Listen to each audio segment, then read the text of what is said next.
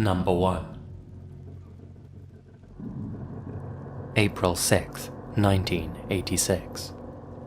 9-year-old Antoinette Kawajachi and her 2 younger sisters were at their home in Gallup, New Mexico. Their mother was at a bar with her friends, and the 3 children were being looked after by a babysitter. In the early hours, their mother returned and sent the babysitter home. She then fell into a deep, alcohol-induced sleep. At 3 a.m., there was a knock at the front door. Both Antoinette and one of her sisters were still awake. Antoinette asked who was there. "Uncle Joe," said a voice on the other side of the door. "Hurry up, let us in, we're cold." Antoinette opened the door. According to her sister, she was immediately grabbed by 2 men who pulled her into a brown van outside. She kicked and screamed, but could do nothing to stop her abductors. They drove off with her into the night, and for the past 33 years, Antoinette Kawajachi has remained a missing person. Her real Uncle Joe was determined not to be involved in any way. 1 year after her kidnap, the Gallup police station received this chilling call. Gallup Police Department. Hello. I'm Antoinette Kawajachi. I'm Antoinette Kawajachi in Albuquerque. Okay, whereabouts in Albuquerque? Who said he could use a phone? Hello? Antoinette, where are you? Antoinette?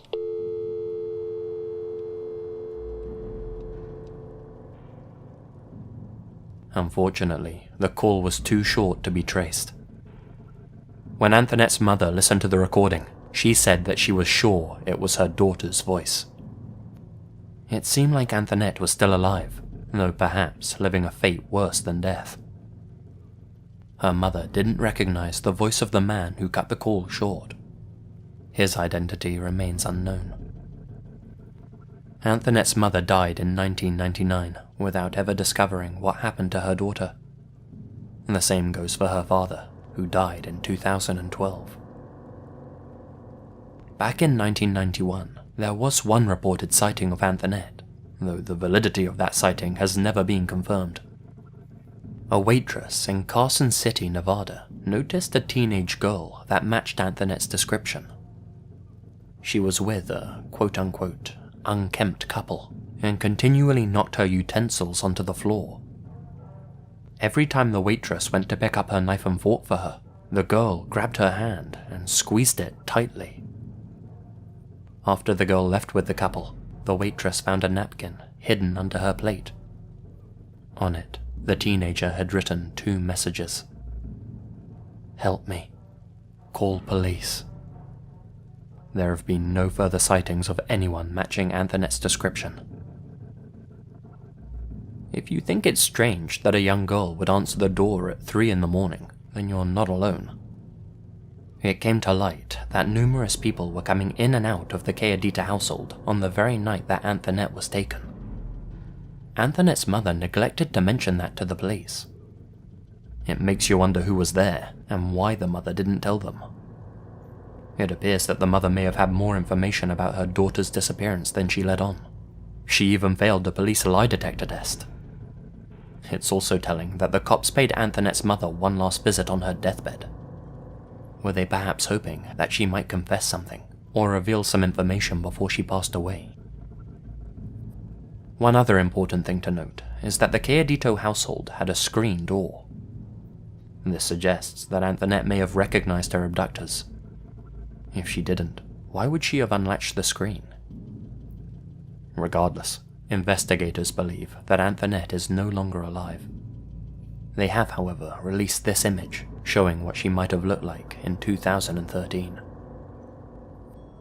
Interestingly, 10 months ago, a Reddit user by the name of Sleuthing Noob came across a Jane Doe file, a police report about an unknown murder victim.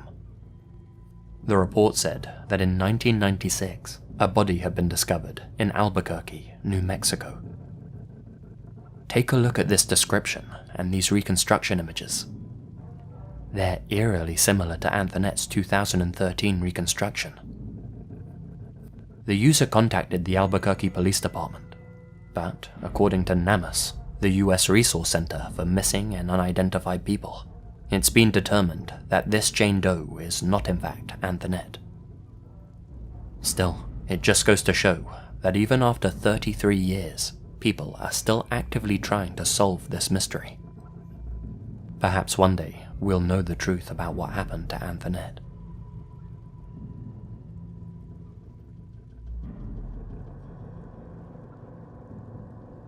Number 2. Being a police dispatcher can be a tough job emotionally, something that many new operators find out during their training. Learning how to handle distress calls involves listening to a bunch of them, and some, like the one you're about to hear, are harder to sit through than others. This call was made by a woman named Ruth Price and has been used in the training of new dispatchers since the 1980s. Many dispatchers say this is the most disturbing call they've ever heard. Ruth? What's the problem, ma'am?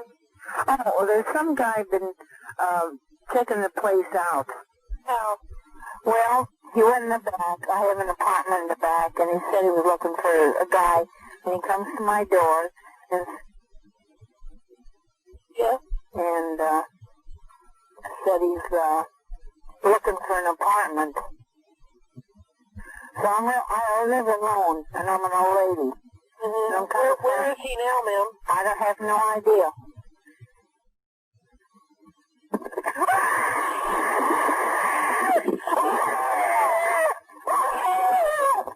Operator?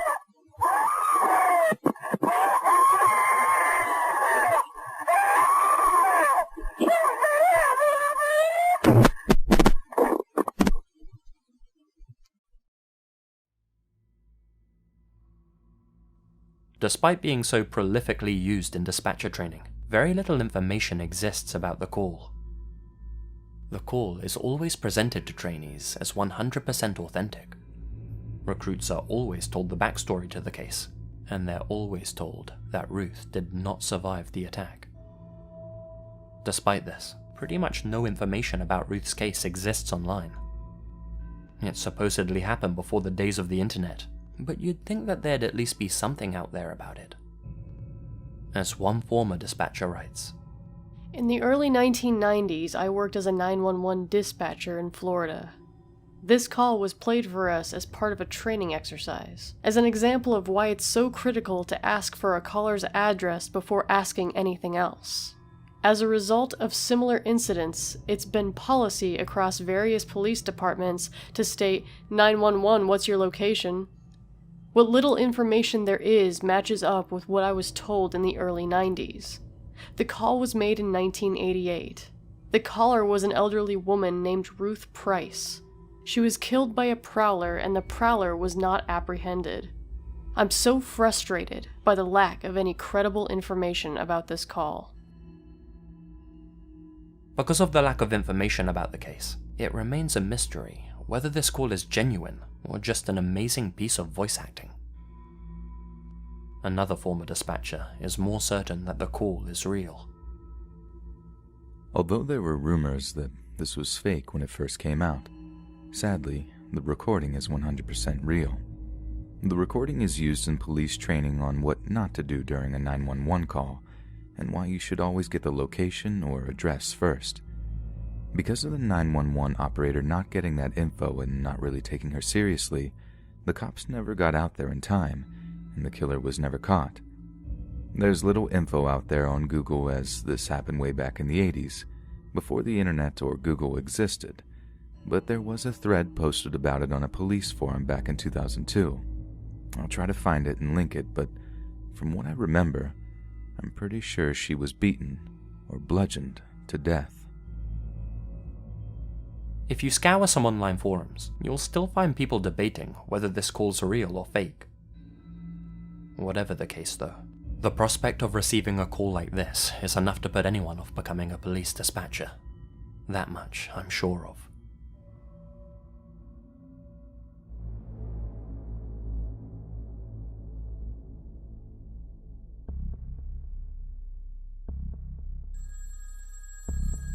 Number 3.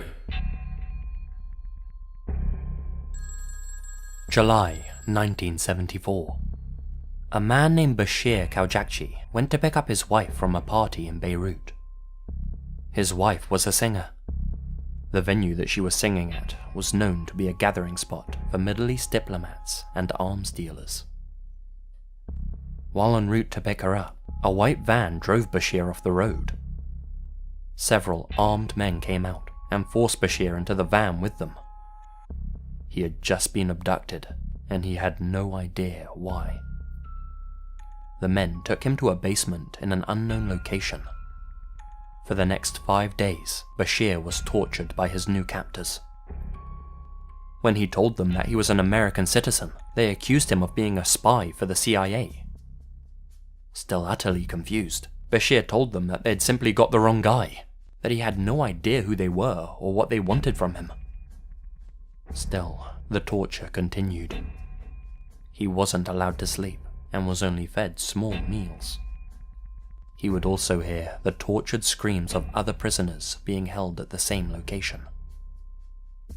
Rather than endure his torment any longer, Bashir attempted to kill himself. Using a small piece of plastic, he cut his wrists. Surprisingly, the men holding him hostage actually took him to the hospital and saved his life. After receiving medical treatment, Bashir was able to escape. That was the first bizarre incident in the life of Bashir, a victim of mistaken identity. Cut to 1983, and Bashir had become a successful restaurateur in the USA.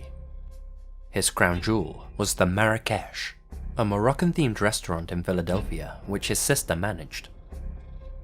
While working on the construction of a second Marrakesh restaurant in Washington, D.C., Bashir started to receive some peculiar phone calls. The newly installed landline would ring, and Bashir would answer, but there would only be eerie breathing on the other end of the line. When Bashir installed an answering machine, things began to escalate. Someone would leave messages where they'd just laugh into the receiver, while strange noises played in the background. Whoever was doing this had the voice of a child, making the constant harassment all the more strange. As time went by, the harassment got more extreme. The caller started threatening Bashir's life and the life of his employees. Machine gun fire and screams could be heard in the background of the calls now. Marrakesh?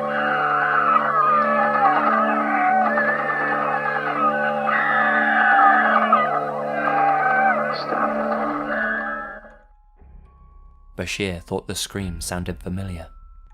They were just like the ones he had heard from other prisoners when he was a hostage in Beirut. These were more than mere prank phone calls now. Because of the caller's childlike voice, he was given the nickname L'Enfant, French for the child.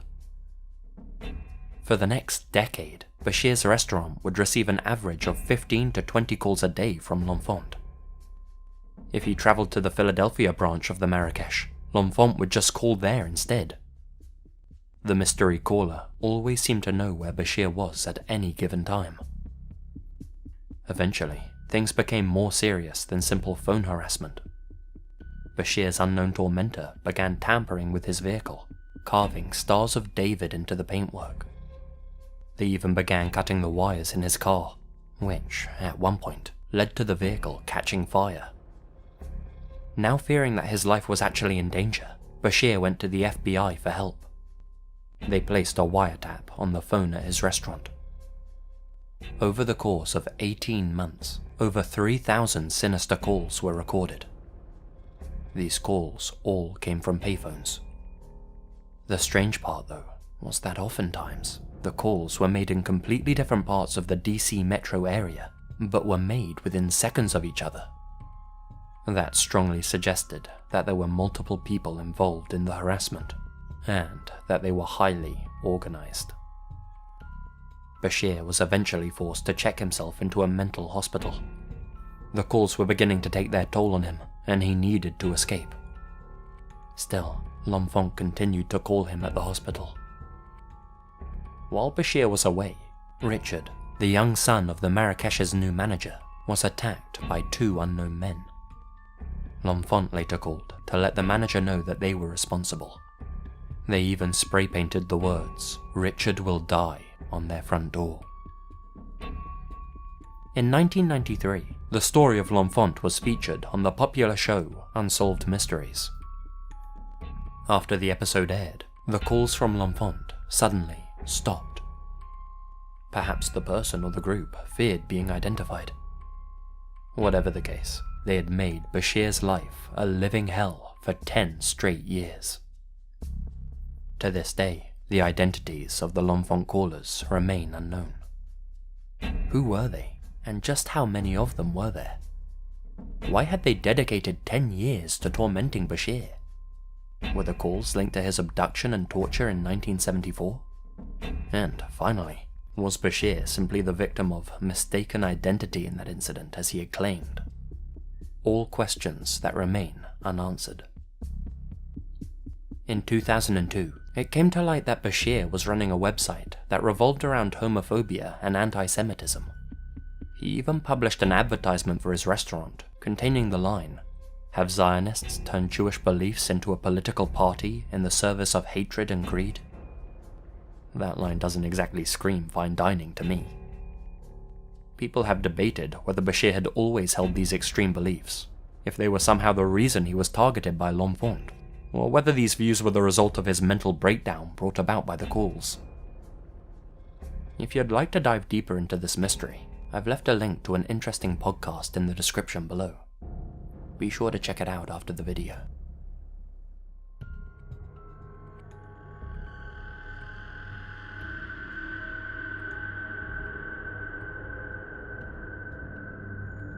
Number 4.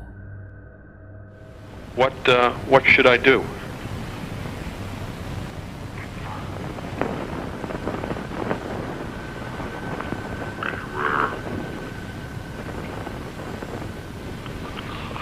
Government interference.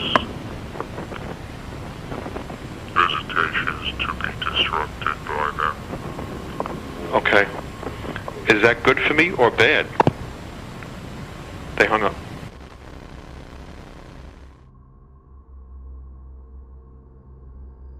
Gary Subbrink, a soldier stationed down in Texas, took some time off from his base to visit his family in New York. He didn't tell anyone that he was heading home, since he wanted to surprise them all.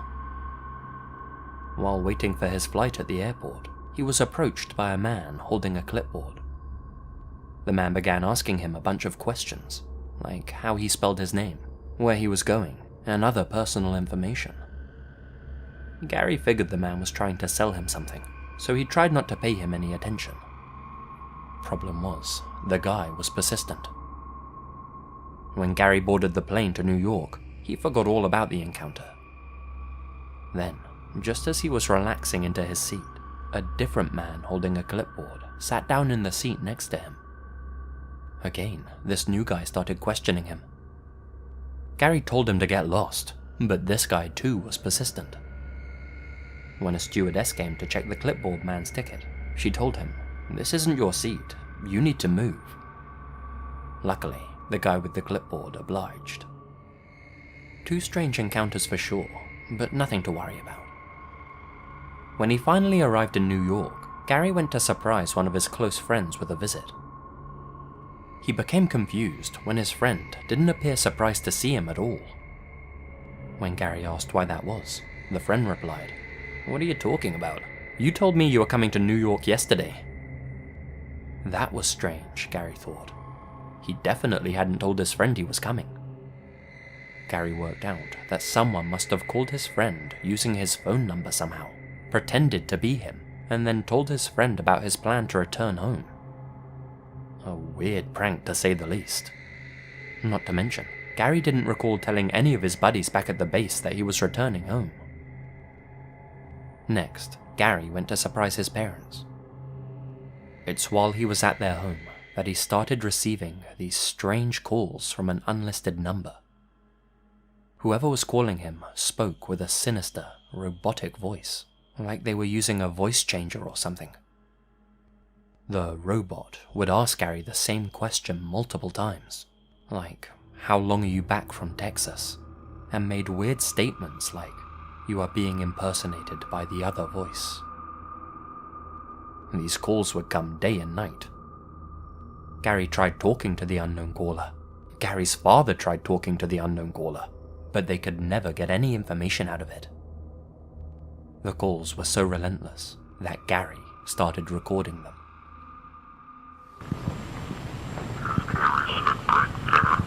Yes, this is me. Can I speak to you? Can I ask why you're... Yes, can I ask why you're calling?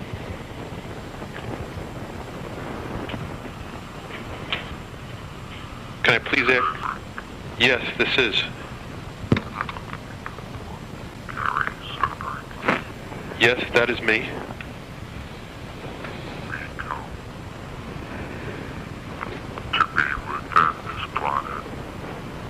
Say that again?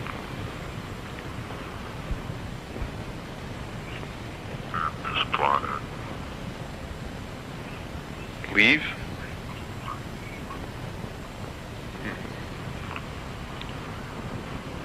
We come I'm staying right here. to be within this planet. Is this a joke or what?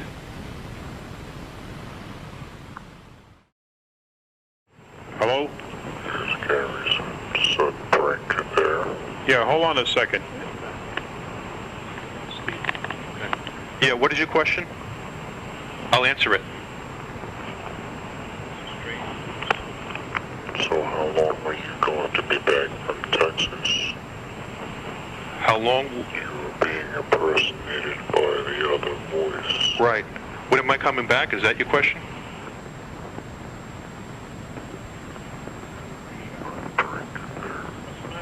Okay, there was a break. Hold on. You want to know when I'm coming back to Texas?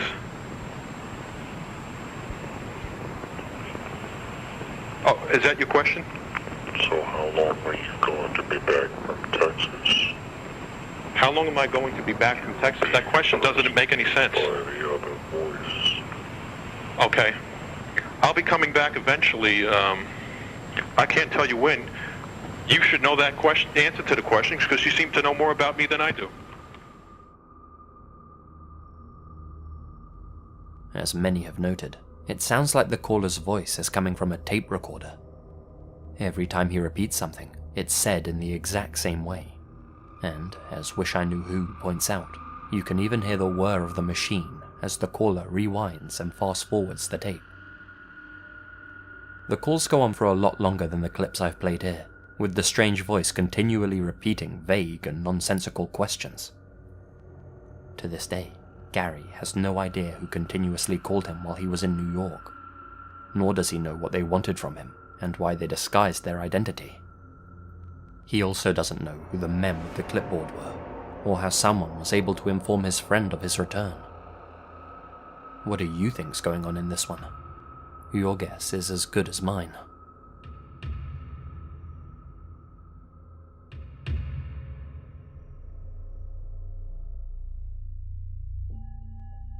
Number 5. I suppose this last one's cheating a little, since it's technically a phone message rather than a phone call, but it's interesting and creepy nonetheless. 4 years ago, a Reddit user posted a chilling story that happened to their mother. Worried that the call might be linked to the Nuclear Defense Agency, the user created the post anonymously under a new account. In 2012, the user received a call from their elderly mother. She was calling from her neighbor's house, and she was absolutely hysterical, sobbing about how somebody had taken over her home phone. The user was confused by what she meant, but then again, she was very old. The neighbor she was with checked out the phone, and everything seemed normal, so eventually she calmed down and returned to her house. A few days passed, and then the same thing happened again. The user's mother called them in a state of pure terror. Once again, she was at her neighbor's house, shaking uncontrollably. This time, she refused to go back to her home. The Reddit user took a week off work to stay with their mother. To begin with, the user couldn't find anything wrong with the phone and figured that the mother was just going a little senile. That proved not to be the case. Over the next few days, the user discovered what was really going on. Every day, between 7 and 7:15 p.m., a strange message took over their mother's phone. When she lifted the receiver, instead of a dial tone, she'd hear this unsettling message. Outside of that 15-minute window, the phone would work normally. The phone didn't ring at 7 p.m. or anything. It was just that if you lifted it to make a call within those 15 minutes, you'd hear the creepy message rather than the dial tone. If you hung up the receiver and lifted it again, the message would restart. If you hung it up and lifted extremely quickly, the line would appear to be dead until 7:15. The user was able to make a recording of the message. Here's what it sounded like.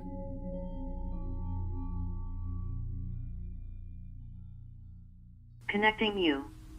Please hold the line. NORAD, AWS, Station Zulu Foxtrot 77.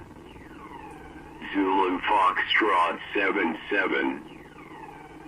Status alert Con 4. Status alert Con 4. Security tracing in progress. Attention. Attention. Attention. Whiskey 09. Ready. November. Papa 4. Danger. Hotel Papa 87. Ready. Hotel Quebec 39. Ready. Papa Kilo 58. Ready. Foxtrot Charlie 23. Ready. November 18. Trigger. Victor Yankee 92. Ready. Lima Charlie 56. Secure. Attention. Attention. Attention.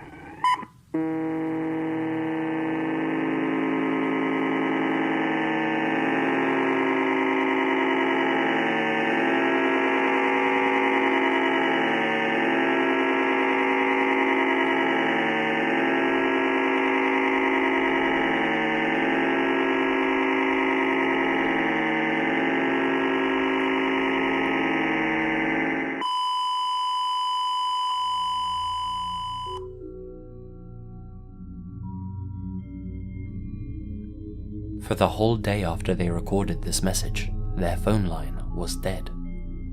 The phone company said that they couldn't find a fault in the line. That evening, they attempted to record the message again to see if anything had changed, but rather than be met with the strange message, there was just the normal dial tone again. The message never came back. To this day, the origin of the call remains a mystery, but if you have any theories about this case, or any of the others in this video, be sure to leave them in the comment section below. Perhaps we can come up with some answers.